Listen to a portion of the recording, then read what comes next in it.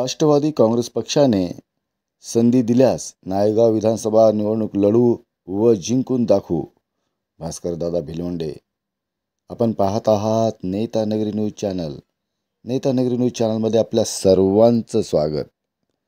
नांदेड दिनांक 23 राष्ट्रवादी काँग्रेस पक्ष शरद पवार गटाची महत्त्वपूर्ण बैठक नुकतीच शासकीय विश्रामगृह नांदेड येथे संपन्न झाली. या बैठकीमध्ये नांदेड जिल्ह्यातील राष्ट्रवादी काँग्रेसचे सर्व नेते पदाधिकारी उपस्थित होते. यावेळी राष्ट्रवादी काँग्रेस पक्षाचे भास्करदादा भिलवंडे म्हणाले की नायगाव मतदारसंघाची जागा ही राष्ट्रवादी काँग्रेसचीच आहे. तेव्हा पक्षाने संधी दिली तर नक्कीच या मतदारसंघातून निवडणूक लढवून जिंकून दाखवू असे त्यावेळी म्हणाले. यावेळी त्यांनी पत्रकारांना प्रतिक्रिया बैठक पार पडली. यामध्ये अनेक कार्यकर्त्यांचा असा आग्रह दिसला की नायगाव विधानसभा मतदारसंघ राष्ट्रवादी सोडण्यात यावा. काय सांगाल आपण याबद्दल? नाही, मुळात तुम्हाला मी सांगू इच्छितो की नायगाव मतदारसंघ हा मुळात राष्ट्रवादी काँग्रेस पार्टीचाच मतदारसंघ आहे.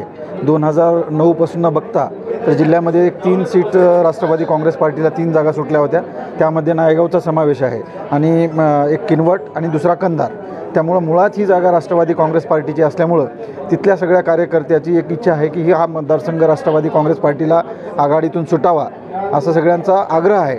त्याच्यामुळं नक्कीच आम्ही साहेबांना पण या ठिकाणी आज आढावा बैठकीमध्ये विनंती केली आहे की हा मतदारसंघ राष्ट्रवादी काँग्रेस पार्टीसाठी सोडावा आणि पुढील कार्याला सगळ्या कार्यकर्त्यांना आदेश द्यावा की सदरील मतदारसंघात काम करण्याचा. पक्षाने आदेश दिल्यास आपण इच्छुक राहाल? नक्कीच मी ह्यापुढं पण पक्षाला मानणारा नेता आहे. ह्या अगोदर पण वेळोवेळी पक्षाचे मी कुठलेच आदेश असं झालं नाही की खाली पडू दिले.